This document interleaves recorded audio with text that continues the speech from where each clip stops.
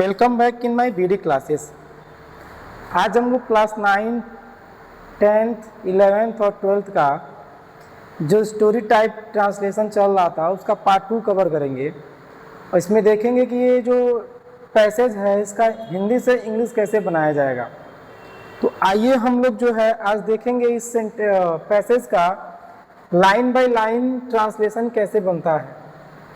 अगर आपने पिछले क्लास को देखा नहीं होगा तो आप लोग जाइए और जा करके प्लेलिस्ट से पिछले वाले क्लास को ज़रूर देखिए, ताकि उससे आपका एक अंडरस्टैंडिंग जो है ट्रांसलेशन को लेकर के वो काफ़ी अच्छा बिल्डअप होगा।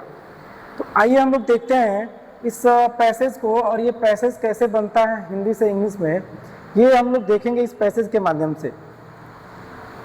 लास्ट क्लास में भी हम बताए थे कि अगर हमें हिंदी से इंग्लिश में ट्रांसलेट करना है, हिंदी से इंग्लिश में ट्रांसलेट करना है तो उसके लिए कुछ पॉइंट्स हमें माइंड में रखना ही पड़ेगा। बिना उसके जो है हम हिंदी से इंग्लिश में ट्रांसलेट करना थोड़ा डिफ़िकल्ट हो सकता है। जो है सबसे पहला पॉइंट जो है कि आपको ये माइंड में रखना होगा कि जो सेंटेंस है उस सेंटेंस का टेंस क्या है, सेंटेंस का टेंस क्या है। तो फर्स्ट पॉइंट पे आप ये ध्यान रखोगे कि जो सेंटेंस दिया है उस सेंटेंस का टेंस क्या है, और सेकंड पॉइंट पे ये आप माइंड पे रखोगे कि क्या उस सेंटेंस में यूज तो नहीं, जो सेंटेंस दिए जाएंगे हिंदी से इंग्लिश में ट्रांसलेट करने के लिए क्या उसमें कोई यूज है या टेंस का यूज हुआ है, और टेंस का यूज है तो कौन से टेंस का यूज उसमें किया गया है, और यूज जो है अगर किसी यूज का यूज जो है हुआ है उस सेंटेंस में तो किस टाइप का यूज जो है वो है उस सेंटेंस में, ये भी माइंड में रखना होगा। तब जाके आप सेंटेंस को बनाओगे तो काफ़ी बेटर और एक्यूरेट सेंटेंस हो सकते हैं। तो आइए मेरे साथ आप हम लोग जो है सीखते हैं इस सेंटेंस का ट्रांसलेशन क्या है। सेंटेंस को जब इंग्लिश में ट्रांसलेट करना है तो सबसे पहले ये भी देखना पड़ेगा कि उस सेंटेंस का थीम क्या है, क्या वो टेंस जो है वो कहानी किस टेंस को फॉलो कर रहा है, क्या वो कहानी जो है प्रेजेंट टेंस को रिप्रेजेंट कर रहा है, पास्ट को या फ्यूचर को। ये भी जो है काफ़ी एक इम्पॉर्टेंट रोल प्ले करता है पैसेज को जब हम हिंदी से इंग्लिश में ट्रांसलेट कर रहे होते हैं। पहला सेंटेंस है कि कन्नौज का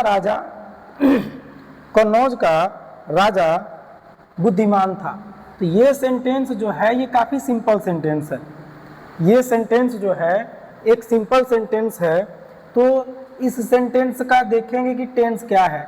अब यहाँ पे आप देख सकते हो, यहाँ पे लिखा हुआ है था, यहाँ पे लिखा है था, और जब किसी सेंटेंस के अंत में था, थे, थी रहता है तो वह सेंटेंस आपका पास्ट टेंस में होता है। तो ये पास्ट टेंस का है, और कौन सा सेंटेंस है, ये सिंपल सेंटेंस है। और सिंपल सेंटेंस में पास्ट में जब सिंपल सेंटेंस रहता है तो वहाँ पर हम यूज करते हैं वाज और वर का। सिंगुलर सब्जेक्ट के साथ में वाज, सिंगुलर सब्जेक्ट के साथ में वाज यूज होता है, और प्लूरल सब्जेक्ट होता है, प्लूरल सब्जेक्ट होता है तो वहाँ पे वर का यूज किया जाता है।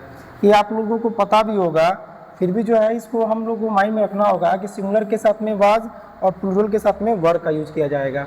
तो यहाँ पे सिंपल सेंटेंस है कन्नौज का राजा, ये हमारा सब्जेक्ट है। ये हो जाएगा the king of Kannauj, the king of Kannauj, the king of Kannauj, the king of Kannauj, the king of Kannauj. अब यहाँ पे द किंग ऑफ कन्नौज है, सिंगुलर सब्जेक्ट है। जब सिंगुलर सब्जेक्ट है तो हमारा वर्ब जो है ये वर्ब होगा क्या, सिंगुलर। जब सब्जेक्ट सिंगुलर होगा तो वर्ब भी सिंगुलर होगा, तो हमारा लग जाएगा यहाँ पे वाज। तो जाएगा the king of Kannauj was, क्या था, बहुत बुद्धिमान था, तो वेरी इंटेलिजेंट।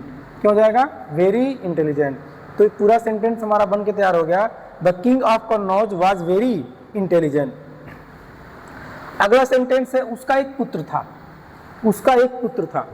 तो जब किसी सेंटेंस में सब्जेक्ट के द्वारा पोसेशन को दिखाया जाए या किसी वस्तु पे उसका अधिकार दिखाया जाता है तो वहाँ पर हम यूज करते हैं has, have, had, will have, shall have. Has और हैव का प्रयोग जो है, हैज और हैव का प्रयोग, हैज और हैव का प्रयोग प्रेजेंट टेंस में किया जाता है, प्रेजेंट में। और हैड का प्रयोग जो है ये किया जाता है पास्ट में। और विल हैव और शैल हैव इसका प्रयोग जो है फ्यूचर टेंस में किया जाता है, फ्यूचर टेंस में किया जाता है।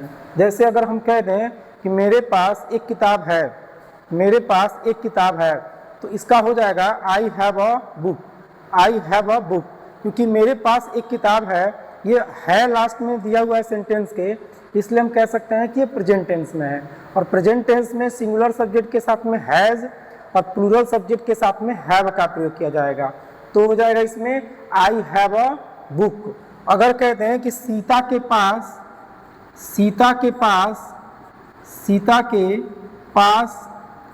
एक पेन है, सीता के पास एक पेन है, सीता के पास एक पेन है, तो यहाँ पे लास्ट में क्या दिया हुआ है, और है इसलिए ये जो है प्रेजेंट टेंस का होगा। और प्रेजेंट टेंस में हम क्या यूज करते हैं, या तो हैज़ नहीं तो हैव। हैज़ का यूज किया जाएगा सिंगुलर सब्जेक्ट के साथ में, और हैव का प्रयोग किया जाएगा प्लूरल सब्जेक्ट के साथ में। तो सीता के पास एक पेन है, तो सीता है सिंगुलर सब्जेक्ट, तो सिंगुलर सब्जेक्ट है तो जाएगा सीता, और सिंगुलर सब्जेक्ट है तो प्रेजेंट में क्या लगता है प्रेजेंट में दिया है, तो सिंगुलर साथ में हैज़, तो जाएगा Sita has a pen, Sita has a pen. अगर यही रहता कि सीता के पास एक पेन था, सीता के पास एक पेन था, सीता के साथ में जो है अगर यहाँ पे हो जाता सीता के पास एक पेन था, तो लास्ट में था आ गया, और जब लास्ट में था थे थी रहता है तो पास्ट टेंस होता है। और जब पास्ट में किसी चीज़ पर, किसी वस्तु ऑब्जेक्ट पर हमारा अधिकार होता है, तो वहाँ सिंगुलर सब्जेक्ट हो या प्लूरल सब्जेक्ट हो, दोनों कंडीशन में हम यूज करते हैं हैड का, दोनों कंडीशन में यूज करेंगे हैड का। अगर कह दें कि सीता के पास एक पेन था, तो सीता के पास यानी सीता का अधिकार है, मतलब सीता का पोसेशन दिखाया जा रहा है, सीता के पास था। तो जब किसी सब्जेक्ट के पास में किसी ऑब्जेक्ट का है ना होना पाया जाता है, तो वहाँ पे हम हैज़, हैव, हैड और विल हैव, शैल हैव का प्रयोग करते हैं। तो पास्ट टेंस में सिंगुलर सब्जेक्ट हो तब भी हैड, प्लूरल सब्जेक्ट हो तब भी हैड का ही प्रयोग किया जाएगा। तो सीता के पास एक पेन था, तो हो जाएगा Sita had a pen, Sita had a pen.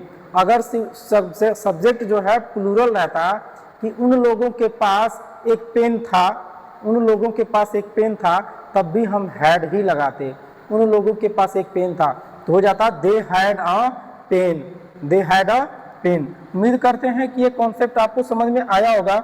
अगर समझ में आया होगा तो आप लोग वीडियो को जरूर शेयर करिएगा और सब्सक्राइब करिएगा और लाइक भी कीजिएगा जो है। अगले सेंटेंस को हम लोग देखेंगे। अगला सेंटेंस है हमारे पास, अगला जो है सेंटेंस है हमारे पास में कि उसका एक पुत्र था। किसका पुत्र था? तो कन्नौज के राजा का। तो कन्नौज के राजा का एक पुत्र था, मतलब उसका मतलब पोसेशन दिखाया जा रहा है, उसके पास किसी वस्तु का, किसी ऑब्जेक्ट का होना पाया जा रहा है, तो हम यूज करेंगे हैज, हैव, हैड या विल हैव, शैल हैव। यहाँ पे आपके पास दिया हुआ है था, और था है तो यूज करेंगे किसका? हैड का।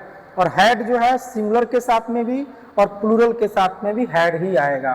तो उसका एक पुत्र था, किसका? कन्नौज के राजा का। मतलब क्या है? ही। कन्नौज का राजा क्या है? ही। तो यहाँ पे जो है ये हो जाएगा आपका, यहाँ पे हो जाएगा आपका ही पास्ट में है, तो सब्जेक्ट सिंगुलर हो या प्लूरल हो, दोनों केस में हम यूज करेंगे हैड का ही। तो he had a sun, he had a सन।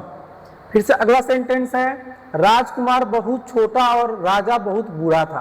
दोनों सेंटेंस आप देखोगे ध्यान से तो दोनों सेंटेंस में जो है सिंपल सेंटेंस का यूज किया गया है। और सिंपल सेंटेंस में जो है प्रेजेंट में हम यूज करते हैं इज एम आर का, पास्ट में करते हैं वाज वर का, और फ्यूचर में करते हैं विल बी और शैल बी का।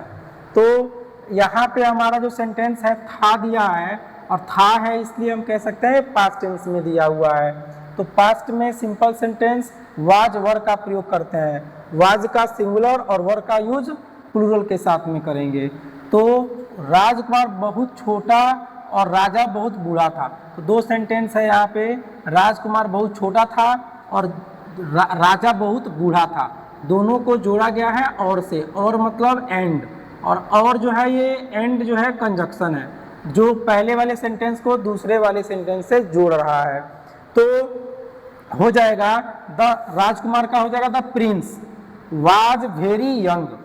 प्रिंस राजकुमार जो था वो बहुत छोटा था, मतलब बहुत यंग था, और दूसरे वाले सेंटेंस को जोड़ा गया है और से, तो और की इंग्लिश हो जाएगी आपके पास में एंड।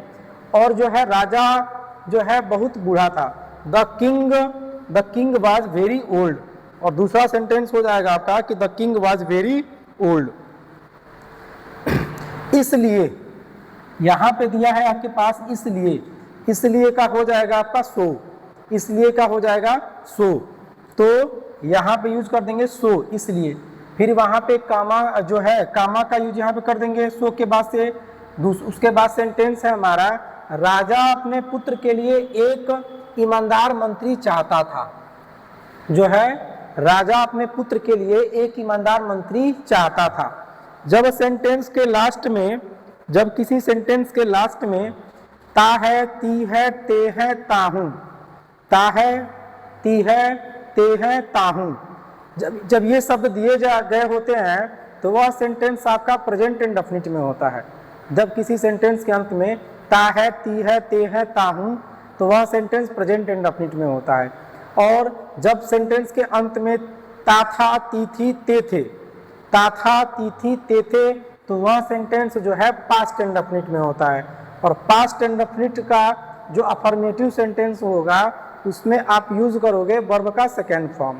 तो यहाँ पे जो है ये अगला सेंटेंस है इसलिए के बाद कि राजा अपने पुत्र के लिए एक ईमानदार मंत्री चाहता था, तो ता था दिया है, तो ये पास्ट का इंडेफिनिट है, और पास्ट इंडेफिनिट का अफर्मेटिव सेंटेंस है, और अफर्मेटिव सेंटेंस में हम यूज करते हैं वर्ब का सेकेंड फॉर्म।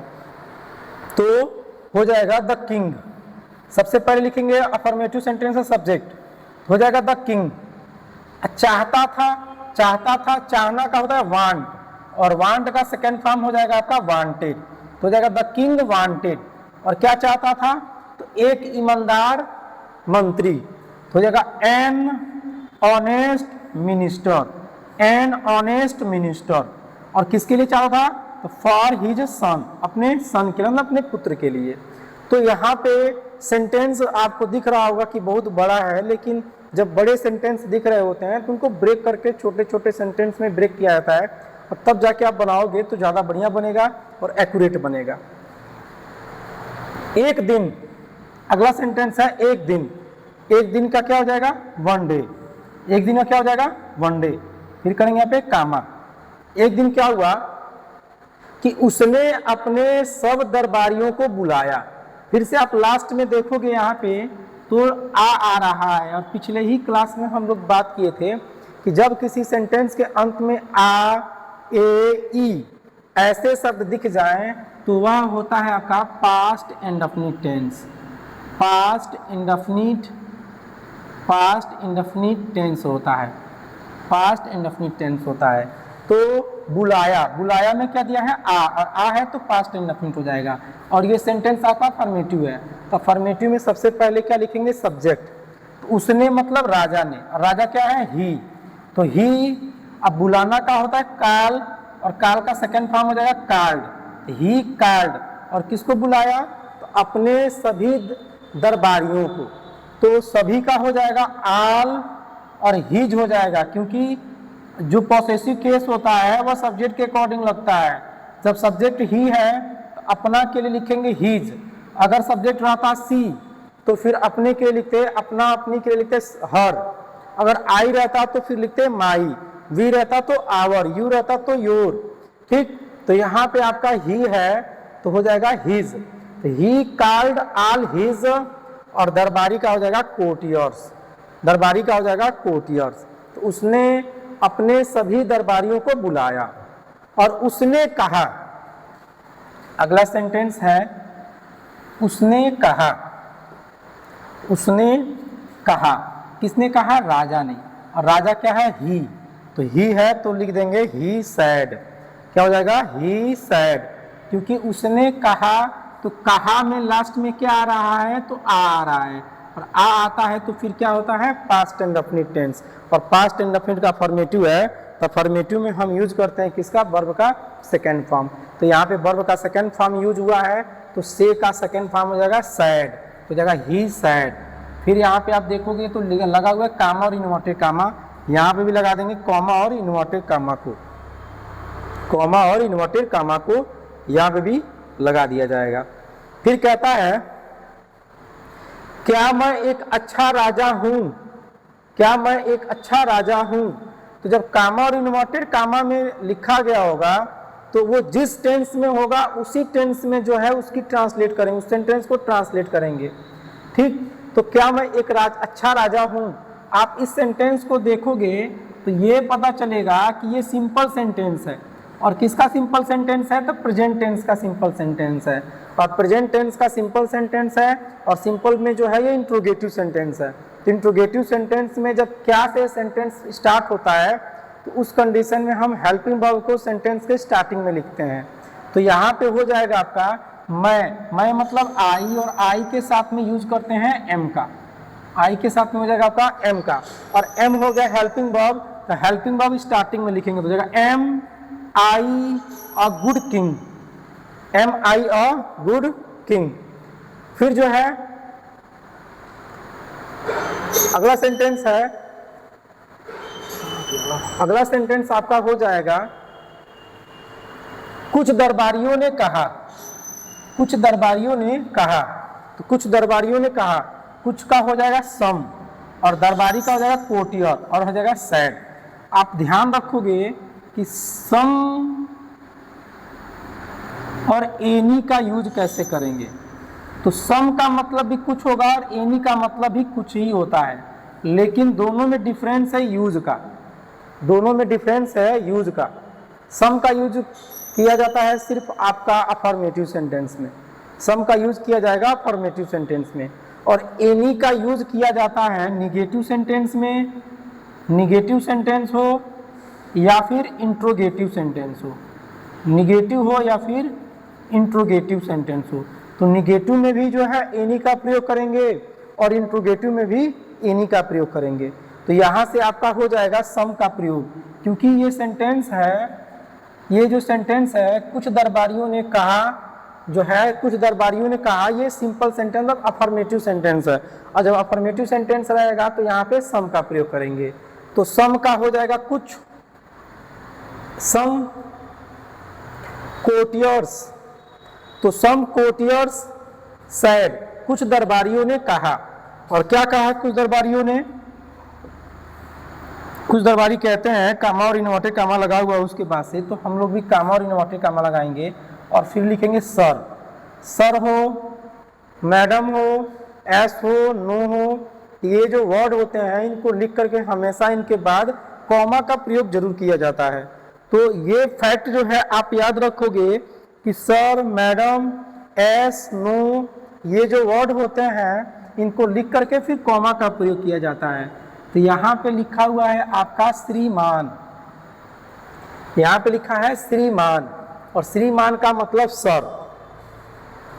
आप संसार के सबसे अच्छे राजा हो, आप संसार के सबसे अच्छे राजा हो, फिर कामा लगाएंगे।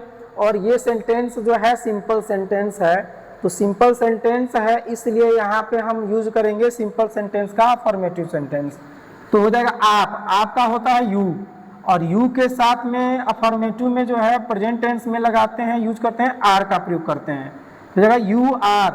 और ये जो है सबसे अच्छा का मतलब बेस्ट, और आप याद रखोगे कि हमेशा जो सुपरलेटिव डिग्री होता है, सुपरलेटिव डिग्री के पहले हमेशा द का प्रयोग किया जाता है, इसलिए ये जो बेस्ट वर्ड है ये है सुपरलेटिव डिग्री, और सुपरलेटिव डिग्री के पहले यूज किए हैं द का, तो जगह you are the best king of the world. तो आप संसार के सबसे अच्छे राजा हो, ये हमारा हो जाएगा you are the best king of the world. अगला सेंटेंस है यह सुनकर। आप याद करो, अगर आपने पिछले क्लास को देखा होगा तो आपको पता होगा कि जब किसी सेंटेंस में कर या करके दिया हो, जब किसी सेंटेंस में कर या करके दिया हो तो ऐसे सेंटेंस में हम कह सकते हैं कि प्रेजेंट पार्टिसिपल का यूज हुआ है। कर या करके दिया है, कर या करके दिया है, कर या करके दिया है, तो ऐसे सेंटेंस में यूज होता है प्रेजेंट पार्टिसिपल का, प्रेजेंट पार्टिसिपल का। और प्रेजेंट पार्टिसिपल कैसे बनता है, तो आपने अगर पिछला क्लास देखा होगा तो जरूर आपको याद होगा कि प्रेजेंट पार्टिसिपल बनता है वर्ब के फर्स्ट फॉर्म में आईएनजी लगाने से। प्रेजेंट पार्टिसिपल कैसे बनता है, तो वर्ब के फर्स्ट फॉर्म में आईएनजी लगाने से। तो सेम कॉन्सेप्ट यहाँ पे दिया हुआ है, यह सुनकर, तो यह सुनकर राजा बहुत प्रसन्न हुआ। तो सबसे पहले हम बनाएंगे यह सुनकर, तो यह सुनकर सुनना का होता है हियर, सुनना का हो जाएगा हियर, तो हियर में आईएनजी लगा देंगे तो हो जाएगा हियरिंग। क्या हो जाएगा, हियरिंग। तो hearing this, hearing this, hearing this, इसे सुनकर क्या हुआ, राजा बहुत प्रसन्न हुआ, राजा बहुत प्रसन्न हुआ। तो आप देखोगे ये सेंटेंस है सिंपल सेंटेंस, सिंपल सेंटेंस है, तो हो जाएगा the king was very happy. King है सिंगुलर सब्जेक्ट, तो सिंगुलर वर्ब का यूज कर देंगे, वाज सिंगुलर है तो सब्जेक्ट सिंगुलर है तो वाज सिंगुलर ही यूज होगा। The king was very happy. आप चाहो तो इसको जो है ऐसे ही बना सकते हो, the king became very happy, the king became very happy. अगला सेंटेंस है, उसने प्रत्येक दरबारी को एक एक हीरा दिया। फिर से देखो आप दिया है दिया, दिया मतलब आ रहा है लास्ट में और आ आता है, तो ऐसे सेंटेंस जो है पास्ट इंडेफिनिट में होते हैं। और पास्ट इंडेफिनिट का ये अफर्मेटिव सेंटेंस है, तो फिर करेंगे क्या, सबसे पहले सब्जेक्ट फिर वर्ब का सेकेंड फॉर्म। तो उसने, उसने कौन, राजा ने, राजा मतलब ही। देने का क्या होता है, दिया मतलब देना, और देने का होता है गिव, और गिव का सेकेंड फॉर्म हो जाएगा गेव, तो हो जाएगा ही गेव। और क्या दिया, एक एक हीरा, ए डायमंड, हीरा क्या हो जाएगा, ए डायमंड, टू एवरी कोटियर, एवरी मतलब प्रत्येक, कोटियर मतलब दरबारी, मतलब जितने भी दरबारी थे उन सभी लोगों को जो है राजा के द्वारा एक एक हीरा दिया जाता है। अब भाई राजा की प्रशंसा की गई है, और प्रशंसा तो किसी को भी अच्छा लगता है, इसीलिए राजा ने सबको क्या किया, एक एक हीरा दे दिया। लेकिन क्या होता है, एक दरबारी था, उसी उन दरबारियों में एक दरबारी था और वो चुपचाप बैठा था, उसने कुछ नहीं कहा, राजा के प्रशंसा में कुछ नहीं बोलता है और चुपचाप जो है वो बैठा रहता है, एक दरबारी जो था। तो एक दरबारी, एक दरबारी मतलब अ कोटियर, और एक का हो जाएगा अ कोटियर, चुपचाप बैठा था, मतलब ये देखिए हर सेंटेंस जो है भले ही वो लिखे गए हों सिंपल सेंटेंस में, देखने से आपको लग सकता है कि वो सिंपल सेंटेंस है, लेकिन वो सिंपल सेंटेंस में होता नहीं है। आप इस सेंटेंस को देखोगे कि एक दरबारी चुपचाप बैठा था, बैठा था मतलब उसके द्वारा जो वर्क किया जा रहा है, बैठने की जो वर्क हो रही है वो कंटिन्यू है, लगातार है। तो यहाँ पे आपको देख करके लगेगा कि ये सिंपल सेंटेंस है, लेकिन है नहीं, है ना। तो यहाँ पे ये कंटिन्यूअस दिखाया जा रहा है कि वो बैठा था, इसलिए यहाँ पे इज ए वाज वर्ग के साथ में आईएनजी का यूज करेंगे, तो हो जाएगा ए कोटियर वाज सिटिंग, वो बैठा था साइलेंटली मतलब चुपचाप या शांति से। तो चुपचाप या शांति से एक दरबारी जो था वह कॉर्नर पे क्या करता है, बैठा रहता है। राजा ने उससे भी वही प्रश्न किया, तो यहाँ पे भी लास्ट में आप देखोगे तो किया मतलब आ रहा है लास्ट में, और जब लास्ट में आ आता है तो आप जो है उस सेंटेंस को क्या मानते हो, पास्ट का इंडेफिनिट सेंटेंस जो है, पास्ट इंडेफिनिट टेंस का अफर्मेटिव सेंटेंस है। तो सबसे पहले दिया है राजा ने, तो राजा मतलब द किंग। अब प्रश्न करने का मतलब पूछना, पूछना मतलब आस्क, किससे पूछता है, उससे मतलब उस एक दरबारी से, तो आस्क द हिम, क्या पूछता है, तो वही प्रश्न, वही का हो जाएगा सेम, प्रश्न का हो जाएगा क्वेश्चन। तो राजा ने उससे जो है सेम प्रश्न मतलब वही प्रश्न किया जो है।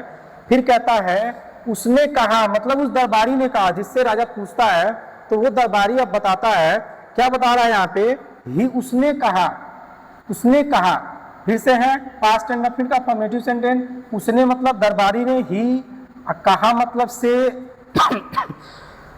और से का हो जाएगा आपका सेकंड फॉर्म सैड, तो ही सैड, ही सैड, उसने कहा।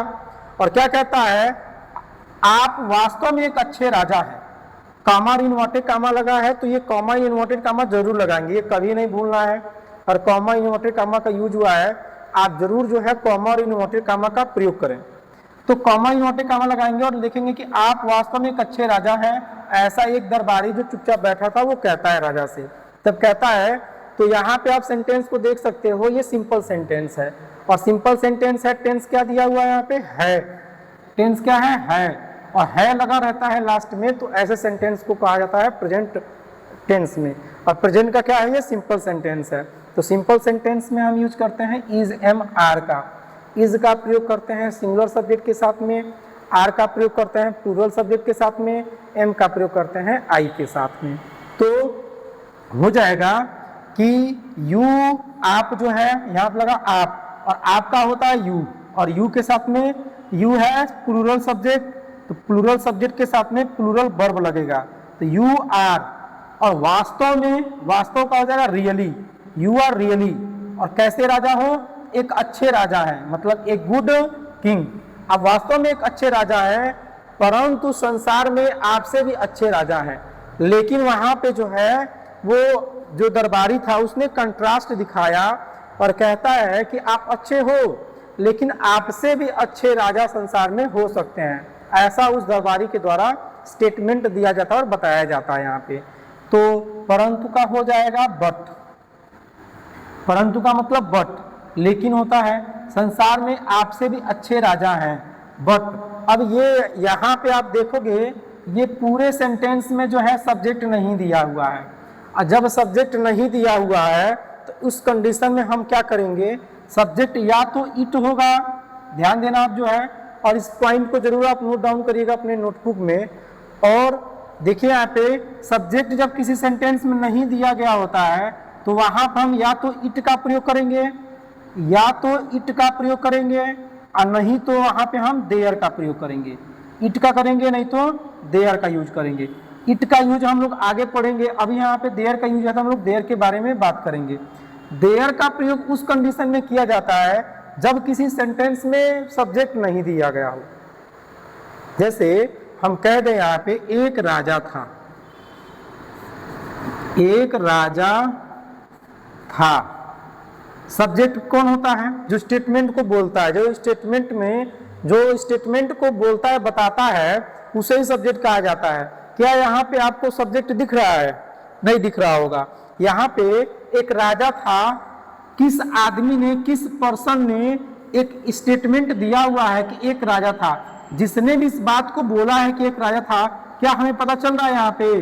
तो आप देखोगे तो नहीं पता चलेगा। अगर यहीं पे हम कह दें कि वह लड़की है, वह लड़की है, तो यहाँ पे लड़की के बारे में कौन बता रहा है? वह लड़की है ना। तो यहाँ पे आप देखोगे तो क्या पता चलेगा आपको कि ऐसे सेंटेंस जो है जहां पे सब्जेक्ट नहीं दिया गया होता है वहां पे हम या तो इट का प्रयोग करेंगे ना तो देयर का प्रयोग करेंगे। अब जो है यहाँ पे देयर का यूज कैसे होगा? तो आप ध्यान रखोगे कि जब सेंटेंस के अंत में है, हूं हो, है दिया हो, है हूं हो दिया हो, था थे थी दिया हो, है हूं हो, था थे थी, गा गे गी etc। जब ऐसे वर्ड सेंटेंस के अंत में दिया हो, है हूं हो, था थे थी, गा गे गी, ऐसे वर्ड सेंटेंस में दिए गए हों और उस सेंटेंस में सब्जेक्ट ना हो और इनके ठीक पहले है हूं हो, था थे थी, गा गे गी, इनके ठीक पहले कोई नाउन या प्रोनाउन दिया हो, कोई नाउन या प्रोनाउन दिया हो, नाउन या प्रोनाउन दिया हो, तो वहां पे हम यूज करते हैं देयर का, वहां पे यूज करते हैं देयर का। जैसे आप देख सकते हो यहाँ पे क्या लिखा है? था, और जब था दिया है तो उसके पहले दिया है राजा, और राजा है नाउन, तो यहाँ पे हम यूज करेंगे देयर का। तो यहाँ पे हो जाएगा देयर, और कितना राजा था? एक, तो लास्ट में है था, और प्रेजेंट पास्ट का सिंपल सेंटेंस है, सिंगुलर के साथ में लगाते हैं वाज, तो हो जाएगा देयर वाज अ किंग। कितना राजा था? एक राजा था, जगह ए किंग। तो सेम कॉन्सेप्ट को आप यहाँ पे भी अप्लाई करोगे कि आपसे संसार में आपसे भी अच्छे राजा हैं। तो यहाँ पे देखोगे लास्ट में दिया हुआ है, लास्ट में क्या दिया है, और है के पहले क्या है? राजा, मतलब नाउन दिया है। तो यहाँ पे हम यूज करेंगे देयर का, तो देखो बट लेकिन देयर आर बेटर किंग्स। यहाँ पे किंग्स के बारे में बात की गई है। किंग्स मतलब बहुत सारे राजा, मतलब दूसरे बहुत सारे ऐसे राजा हैं जो बेटर हैं, अच्छे हैं। देन का प्रयोग कर, यहाँ पे कंपैरिजन भी दिखाया गया है, मतलब पहले, मतलब जो राजा यहाँ पे है उस राजा को कंपेयर किया गया है संसार के दूसरे राजाओं से। जब एक ऑब्जेक्ट को दूसरे ऑब्जेक्ट से कंपेयर किया जाता है तो वहां पे होता है कंपैरेटिव डिग्री, और कंपैरेटिव डिग्री में क्या होता है? देन का प्रयोग करते हैं, और एडजेक्टिव में एडजेक्टिव जो पॉजिटिव डिग्री का होता है उसे हम कंपैरेटिव डिग्री में कन्वर्ट कर देते हैं। तो बेटर किंग्स, और किंग्स के बाद लगा देंगे देन, क्योंकि कंपैरेटिव डिग्री और कंपैरेटिव में देन का प्रयोग कर देंगे। तो better than you in the world. तो वर्ल्ड में आपसे भी काफी सारे अच्छे राजा हैं। फिर से दिया यह सुनकर, यहाँ पे भी आप देखोगे तो लिखा हुआ था यह सुनकर, तो क्या लिखे थे? हियरिंग दिस हो जाएगा, प्रेजेंट पार्टिसिपल बनाएंगे हियरिंग दिस, मतलब यह सुनकर या इसे सुनकर राजा अत्यंत प्रसन्न हुआ। तो सिंपल सेंटेंस है, या तो अभी बताया ना, बिकेम से ही बना सकते हो, वाज से ही बना सकते हो। The king became very happy, the king became very happy, राजा बहुत प्रसन्न हुआ। एंड और उसने उस दरबारी को अपने पुत्र का अभिभावक बना दिया। और ही मतलब राजा ने अपॉइंटेड, वर्ब का सेकंड फॉर्म यूज हुआ है, देखो लास्ट में दिया है बना दिया, लास्ट में आएगा आ, और आ आता है तो पास्ट इंडेफिनिट टेंस होता है, और अफर्मेटिव सेंटेंस है इसलिए वर्ब का सेकंड फॉर्म। तो ही मतलब उस राजा ने अपॉइंटेड मतलब बना दिया, नियुक्त कर दिया, द कोर्टियर, उस कोर्टियर को, उस दरबारी को। और क्या अपॉइंट करता है? तो गार्डियन मतलब अभिभावक ऑफ हिज सन, अपने पुत्र का। ये था हमारा सेकंड जो है एक्सरसाइज, जो हम लोग सीख रहे थे हिंदी से इंग्लिश में ट्रांसलेट करने को। अगर वीडियो आपको पसंद आया होगा तो इस वीडियो को जरूर अपने क्लासमेट्स के साथ में, अपने दोस्तों के साथ में आप शेयर करोगे और कमेंट करोगे और बताओगे कि ये वीडियो आपको कैसा लगा। Thank you.